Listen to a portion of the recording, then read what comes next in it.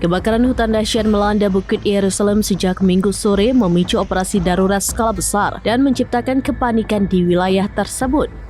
Api yang berkobar liar ini tidak hanya mengancam permukiman tetapi juga menyebabkan kerusakan parah pada infrastruktur vital, termasuk jaringan listrik dan gardu-gardu utama.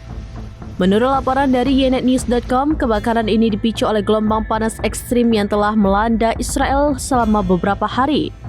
Kobaran api yang tak terkendali ini dengan cepat menjalar dan menghancurkan jaringan kabel bertegangan tinggi serta melalap beberapa gardu listrik. Kerusakan ini tidak hanya memicu ledakan kecil, tetapi juga mengakibatkan pemadaman listrik di beberapa area, bahkan membuat sejumlah lampu lalu lintas di kota Yerusalem tidak berfungsi.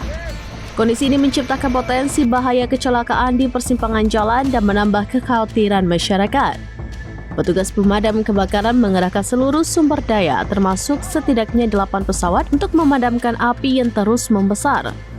Namun upaya tersebut masih belum berhasil sepenuhnya mengendalikan situasi. Pejabat kepolisian setempat mengkonfirmasi bahwa penduduk dari 2 jalan di pinggiran Mevaseret Zion telah dievakuasi sebagai langkah antisipasi. Langkah ini diambil karena api terus mendekati area permukiman, menimbulkan ancaman serius bagi keselamatan warga. Warga dihimbau untuk tetap tenang dan mengikuti instruksi dari polisi serta petugas darurat. Mereka juga diminta untuk menghindari area yang terdampak agar tidak mengganggu proses pemadaman.